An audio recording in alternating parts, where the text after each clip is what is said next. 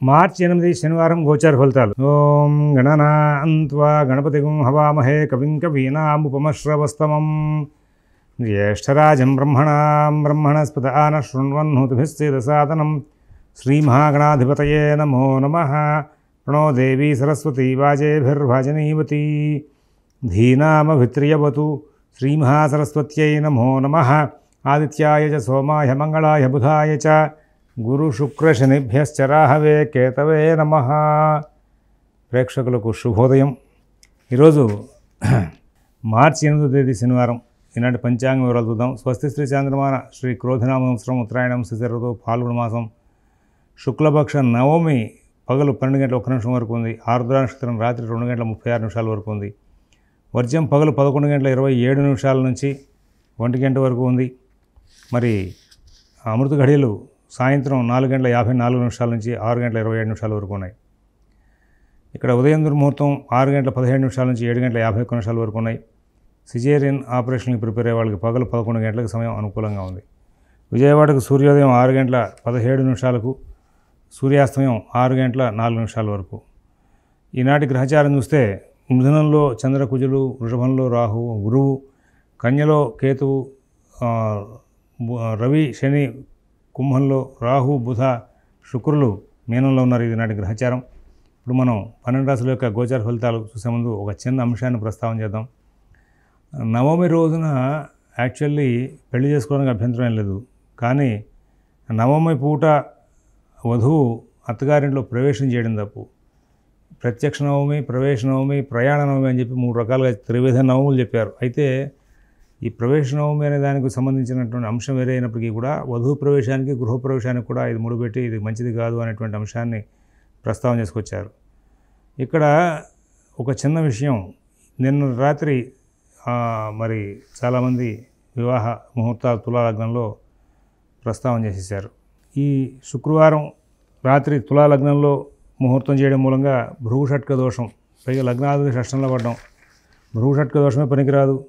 దాంతోడు లగ్నానికి సంబంధమైనటువంటి దోషం ఇది ఒకటి బాగా వెంబడించబడింది. కాబట్టి ఇవాళ నవమ ఘడియల్లో వధువు ప్రవేశాలు పనికిరావనట్టు అనుకుంటున్నాము. ఈ భృగు షట్కానికి కూడా శాంతి చేసుకోవడం అవసరం. ముహూర్తాలు మరి దాన్ని ఎవరో ఒకళ్ళు పెట్టిన ముహూర్తాలను మరొకరు విమర్శించకూడదు. కానీ చూస్తూ ఇట్లాగా ముహూర్తానికి గ్రహబలం లేనటువంటి ముహూర్తాలు జరిగినటువంటి వాటికి ప్రత్యామ్నాయం చెప్పాలి. కొంతమంది పండితులు ముహూర్తాలు పెట్టేశారు. నాకేమో వేరే వాళ్ళు పెట్టిన ముహూర్తాలను విమర్శించడం ఇష్టం ఉండదు. అయినప్పటికీ కూడా ఏకవింశ దోషాలు సాక్షాత్ బ్రహ్మగారు చెప్పినటువంటివి, అవి లేకుండా ముహూర్తం పెట్టాలి. మిగతావి ఉన్నప్పటికీ లేనప్పటికీ మన సంబంధం లేదు. ఏకవింశ దోషాల్లో ఉన్నటువంటి ఈ భృగుషట్క దోషాలతో కూడుకున్నటువంటి ముహూర్తాన్ని పెట్టడం చాలా దోషం.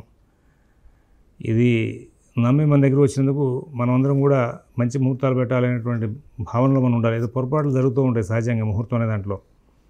కాబట్టి ఇక్కడ నిన్నటి రోజు కాదు, ఈ సీజన్లో ఎప్పుడైనా సరే తులాలగ్నానికి ముహూర్తం పెట్టుకుంటే షష్టంలో శుక్రుడు ఉంటాడు. కాబట్టి ఇక తప్పనిసరి అయితే కనుక వివాహం అయిపోయిన తర్వాత మరుసటి రోజున మరి వెంటనే సత్యనారాయణ స్మృతం అయిన తర్వాత నవగ్రహ హోమం చేయించడం, శుక్రుడికి భార్యాభర్తల ఇద్దరి పేరు మీద కూడా కలిపి జపం చేయించడం చాలా అవసరం. ఇది గమనించుకోవాలి. పొరపాటు చేస్తే చేసాం, కానీ ఈ పొరపాటును సరి చేసుకునేటువంటి విధానాన్ని వచ్చినటువంటి మనని నమ్మి మన దగ్గర వచ్చినటువంటి కస్టమర్లకు చెప్పకపోతే తప్పవుతూ ఉంటుంది.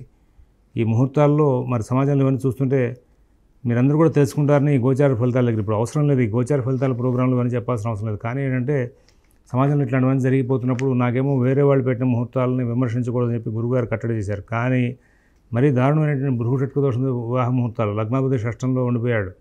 అటువంటి శుక్రుడు బలం లేనటువంటి ముహూర్తాలు పెట్టేసేసి ఎవరికి వాళ్ళు 4 రూపాయలు తీసుకున్నాం అనుకుని వెళ్ళిపోతూ ఉంటే దాన్ని అనుష్ఠిస్తున్న వాళ్ళు ఇబ్బంది పడితే మరి ప్రమాదం కదా.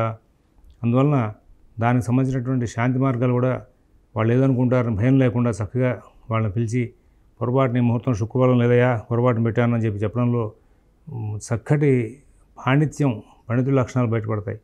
అలాంటివి చేయండి. తప్పులు జరుగుతున్నాయి. ఇప్పుడు సమాజంలో ముహూర్తాలు రాహుకేతుల లగ్నంలో పెట్టి ముహూర్తాలు పెట్టుకుంటున్నారు. శుక్రుడు ఇట్లా భృగుషట్కంతో ముహూర్తాలు పెట్టుకుంటున్నారు. మరి ఇవన్నీ కూడా కొన్ని విచిత్రమైనటువంటి సన్నివేశాలు కనబడుతున్నాయి. రేపు ఉదయం ప్రమాద ఘటికలు రాకుండా జాగ్రత్తలు తీసుకోవాలి. ఒకవేళ పొరపాటున ఎవరైనా సరే వీటిని సజెస్ట్ చేస్తే సిద్ధాంతులు వాటిని వెంటనే సరి చేసుకునే ప్రయత్నాలు కూడా చేసుకోకపోతే తప్పు అవుతుందని గమనించుకుంటారని చెప్పి ఆశిస్తూ మేషరాశి.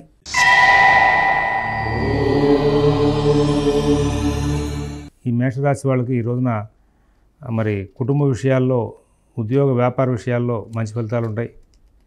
మరి ఆర్థిక ఆరోగ్య విషయాల్లో కొంచెం ఇబ్బందికరమైన ఘటనలు ఉండే అవకాశం. నూతన ఉద్యోగ వ్యాపార విషయాలు, విదేశీ నివాస ప్రయత్నాలు, స్థిరాస్తి కొనుగోలు ప్రయత్నాలు అన్నీ కూడా కొంచెం సమస్యని సృష్టించేవిగా ఉంటాయి. ఆర్థిక లావాదేవీలు చాలా అనుకూలంగా ఉంటాయి. అశ్విని నక్షత్రం వాళ్ళకి ఉద్యోగ వ్యాపార విషయాల్లో సత్ఫలితాలు ఉంటాయి. భరణి నక్షత్రం వాళ్ళ ప్రతి పనిని కూడా సానుకూలంగా మరల్చుకుంటూ ముందుకు వెళ్తారు. కృత్తిక ఒకటో పాదం వాళ్ళకి ఈ రోజున ఎటువంటి సమస్యలు లేనటువంటి జీవితాన్ని గడిపే అవకాశాలు గోచరిస్తూ ఉన్నాయి. వృషభ రాశి.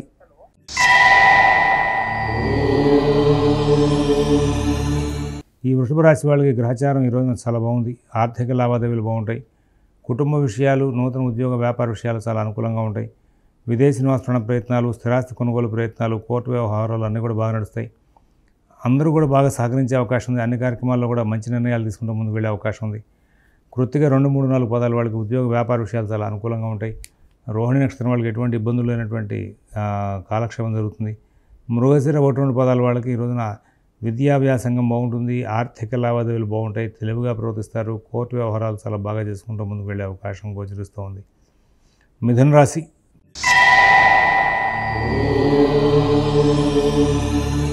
ప్రతి పని కూడా సూక్ష్మంగా పరిశీలిస్తూ ముందుకు వెళ్ళి చాలా చక్కటి ఫలితాలు తీసుకుంటారు. ఆర్థిక లావాదేవీలు చాలా బాగుంటాయి. ఆరోగ్య విషయంలో మంచి ఫలితాలు ఉంటాయి. విదేశీ నివాస ప్రయత్నాలు, స్థిరాస్తి కొనుగోలు ప్రయత్నాలు, కోర్టు వ్యవహారాలు, రుణ వ్యవహారాలు కూడా చాలా చక్కనైనటువంటి ఫలితాంశాలు వచ్చే అవకాశం ఉంది. నూతన ఉద్యోగ వ్యాపార విషయాల్లో మంచి ఫలితాలు ఉంటాయి. విదేశీ నివాస ప్రయత్నాలు, స్థిరాస్తి కొనుగోలు ప్రయత్నాలు, కోర్టు వ్యవహారాలతో మంచి పనులు వేగవంతం చేస్తారు. అయితే ఇక్కడ మృగశిర 3, 4 పదాల వాళ్ళకి ఆరోగ్యం, ఆర్థికం 2 విషయాలు జాగ్రత్తగా చూసుకోవాల్సిన అవసరం ఉంది. ఆరుద్ర నక్షత్రం వాళ్ళు చిన్న చిన్న సమస్యలతో కాలక్షేపం చేసే అవకాశం ఉంది. పునరుసు 1, 2, 3 పదాల వాళ్ళకి ఈ రోజున ప్రతి పని కూడా ఇబ్బందికరంగా నడిచే అవకాశం గోచరిస్తూ ఉంది. కర్కాటక రాశి.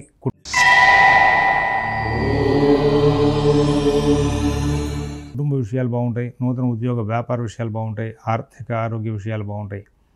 విదేశీ నివాస ప్రయత్నాలు, స్థిరాస్తి కొనుగోలు ప్రయత్నాలు, కోర్టు వ్యవహారాలు, రుణ వ్యవహారాల్లో కూడా చక్కటి ఫలితాలు ఉంటాయి. నూతన ఉద్యోగ వ్యాపార విషయాల్లో మంచి ఫలితాలు ఉంటాయి. ప్రతి పనిని కూడా చాలా చక్కగా నడుపుకుంటూ ముందుకు వెళ్తారు. అన్ని కార్యక్రమాలను కూడా విజయాలు సాధించే అవకాశం ఉంది. మిత భాషణ, ఓర్పు, నేర్పు ప్రదర్శిస్తారు. ఈ రోజున సమస్యలను ముందుగా కనుక్కొని ఆ సమస్య మనకి ఇబ్బంది పెట్టకుండా ఉండాలి కాబట్టి అని దానికి తగ్గట్టుగా ప్రవర్తించే లక్షణాలు ఉంటూ ఉంటాయి. ఈ విధంగా చాలా అనుకూలించే పరిస్థితులు ఏర్పడుతూ ఉంటాయి. ఈ కర్కాటక రాశిలో చూస్తే ఇక్కడ కర్కాటక రాశికి అష్టమంలో ఉన్నటువంటి శని, రవి, వ్యయంలో ఉన్నటువంటి కుజుడు వీళ్ళందరూ కూడా అనుకూలించని గ్రహాలు ఎక్కువగా ఉన్నాయి. అనుకూలించే గ్రహం గురువుగా మనం అనుకున్న లాభంలో. ఇంతమంది ఉండి కూడా ఒక గురువు ఏం చేస్తాడు అనేటువంటి భావంలో చాలామంది అనుకుంటూ ఉంటారు. కానీ ఇక్కడ మనం బాగుండని గ్రహాల వంకే చూస్తూ ఉంటే ఎంతసేపు మనకు జరిగే కూడా నెగిటివ్ ఫలితాలు వస్తూ ఉంటాయి. వాటిని ఉచ్చరించడం కూడా మంచిది కాదు. ఆ నెగిటివ్ తపస్సు చేసేటువంటి సిద్ధాంతం దగ్గర జాతకం కూడా తెప్పించుకోకూడదు. అనుకూలించే గ్రహాల యొక్క స్థితి యోగ్యమైతే కనుక వాటి ప్రభావం చేస్తుంది. అందువలన వాటిని గమనించుకుంటూ ముందుకు వెళ్ళాలి. నేను అందుకోసమే ఈ కర్కాటక రాశి వాళ్ళని వెంటనే మీ సిద్ధాంతుల దగ్గర జాతకాలు చూపించుకోండి అని చెప్పిన కారణం కూడా. సింహరాశి.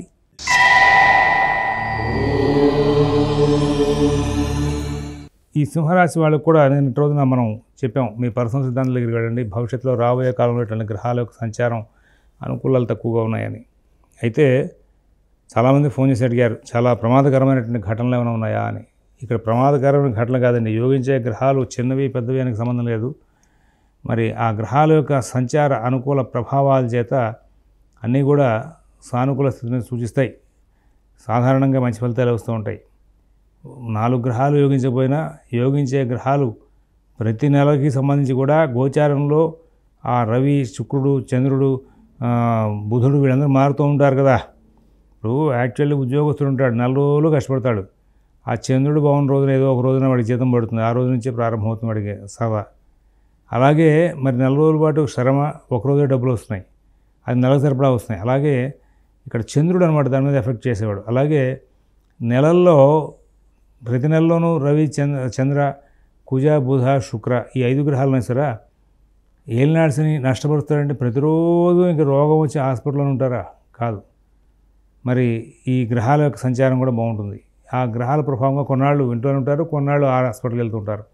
అలాంటి పరిస్థితులు వస్తుంటాయి. కాబట్టి గోచారం చెప్పడం అంటే మొదలెడితే అన్ని గ్రహాలని కూడా తీసుకుని ప్రతి నెలకి తీసుకెళ్ళాలి. కేవలం శని పట్టుకుని 2 సంవత్సరాలు నీకు ఆర్థిక ఇబ్బందులు ఉంటాయి, 2.5 సంవత్సరాలు అడుగు తింటావు, 2.5 సంవత్సరాలు కూడా నీకు ఆరోగ్య సమస్యలు ఉంటాయి అని చెప్పకూడదు. 2.5 సంవత్సరాల్లో బాగున్న రోజులు ఉన్నాయి, బాగలేని రోజులు ఉన్నాయి. ఎందుకంటే మిగతా గ్రహాల యొక్క ప్రభావం, నెల రోజులకు మారిపోయే గ్రహాలు, 20 రోజులకు మారిపోయే గ్రహాలు, ఇట్లాగా జ్యోతిషం చెప్పేవాళ్ళు అందుకోసం చక్రాలు వేసుకోవాలి.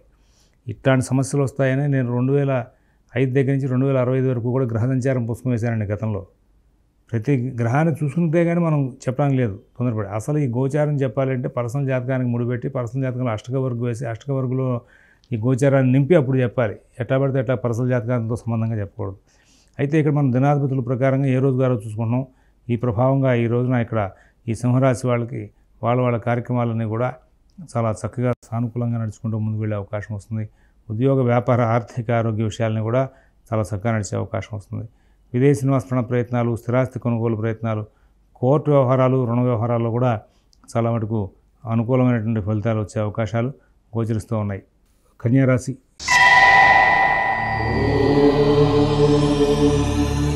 ఈ కన్యారాశి వాళ్ళకి ఆర్థిక లావాదేవీలు చాలా బాగుంటాయి. ఉద్యోగ వ్యాపార విషయాలు చాలా బాగుంటాయి. విదేశీ నివాస ప్రయత్నాలు, స్థిరాస్తి కొనుగోలు ప్రయత్నాలు, కోర్టు వ్యవహారాలు, రుణ వ్యవహారాలు కూడా మంచి ఫలితాలు ఉంటాయి. అందరూ బాగా సహకారం చేసే అవకాశం ఉంది. అన్ని విషయాలు కూడా ఇబ్బందికరంగా మరి ఉన్నా వాటిని అన్ని సరి చేసుకుంటూ ముందుకు వెళ్ళే అవకాశం వస్తూ ఉంటుంది. ఈ రాశిలో ఉన్నటువంటి 3 నక్షత్రాల వాళ్ళకి కొంచెం ముందుకి వెనక్కి పనులు సాగే అవకాశం వస్తూ ఉంటుంది. కంగారు పడాల్సిన అవసరం లేదని చెప్పి సూచిస్తూ ఉన్నాం. తులారాశి.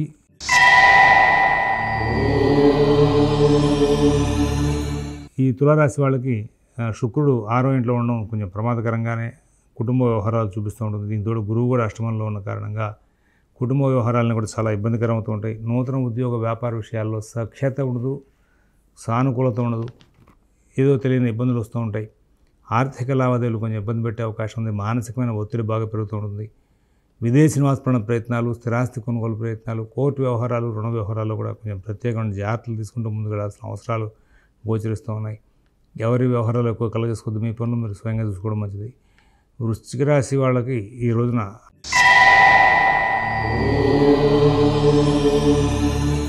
అన్ని కార్యక్రమాలను కూడా ఏదో తెలియని ఆటంకాలు ఎదురయ్యే అవకాశం వస్తుంది. విదేశీ నివాస ప్రయత్నాలు, స్థిరాస్తి కొనుగోలు ప్రయత్నాలు, కోర్టు వ్యవహారాలు, రుణ వ్యవహారాలు కూడా ఏదో తెలియని ఇబ్బందులు వచ్చే అవకాశం వస్తుంది. విశాఖ 4వ పాదం వాళ్ళు ఆర్థిక లావాదేవీలు బాగా నడుపుకుంటారు. అనురాధ నక్షత్రం వాళ్ళకి ఉద్యోగ వ్యాపార విషయాల్లో సత్ఫలితాలు ఉంటాయి. పక్కనే ఒత్తిడి కూడా బాగా ఎక్కువగా ప్రయాణం చేస్తూ ఉంటుంది. జ్యేష్ఠ నక్షత్రం వాళ్ళకి రుణ సంబంధమైన వ్యవహారాల్లో ఇబ్బందులు వచ్చే అవకాశాలు గోచరిస్తున్నాయి. ధనురాశి.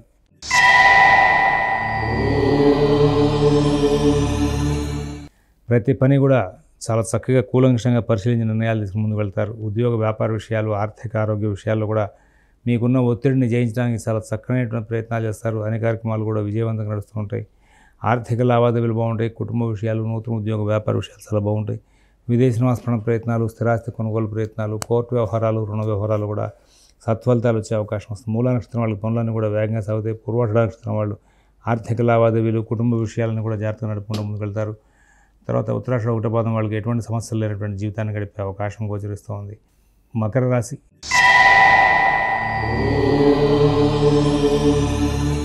ఈ మకర రాశి వాళ్ళకి ఈ రోజున అన్ని కార్యక్రమాలు కూడా సజావుగా నడుస్తాయి, సకాలంలో పూర్తవుతాయి. కాలం ప్రాధాన్యంగా టైం నడుపుతూ ముందుకు వెళ్తారు. ఉద్యోగ వ్యాపార విషయాల్లో సత్ఫలితాలు ఉంటాయి. విదేశీ నివాస ప్రయత్నాలు, స్థిరాస్తి కొనుగోలు ప్రయత్నాలు, కోర్టు వ్యవహారాలు, రుణ వ్యవహారాలు కూడా అద్భుతమైనటువంటి ప్రణాళికలు చేసి మంచి ఫలితాలు పొందుతారు. ఈ రాశిలో ఉన్నటువంటి 3 నక్షత్రాల వాళ్ళకి కూడా ఈ రోజున గ్రహచారం చాలా అనుకూలంగా ఉందని చెప్పి సూచిస్తున్నాం. కుంభరాశి.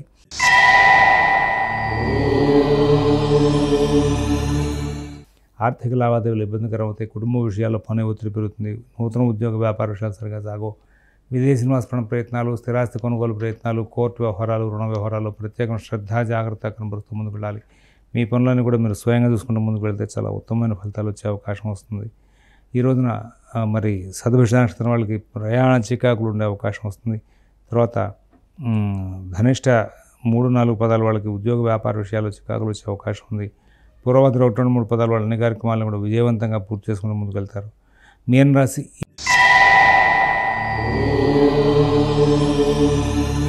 ఈ మీన రాశి వాళ్ళకి ఈ రోజున అన్ని కార్యక్రమాలను కూడా ఒత్తిడి పెరుగుతుంది. ఉద్యోగం బాగా ఇబ్బందికరంగా నడుస్తుంది. వ్యాపారం అనుకూలం తక్కువగా ఉంటుంది.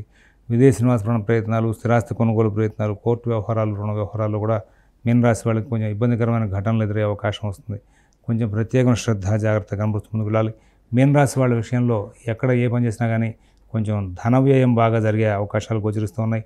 వీళ్ళు విద్యార్థులు కొంచెం ఇబ్బందికరమైన ఘటనలు దగ్గరవుతారు.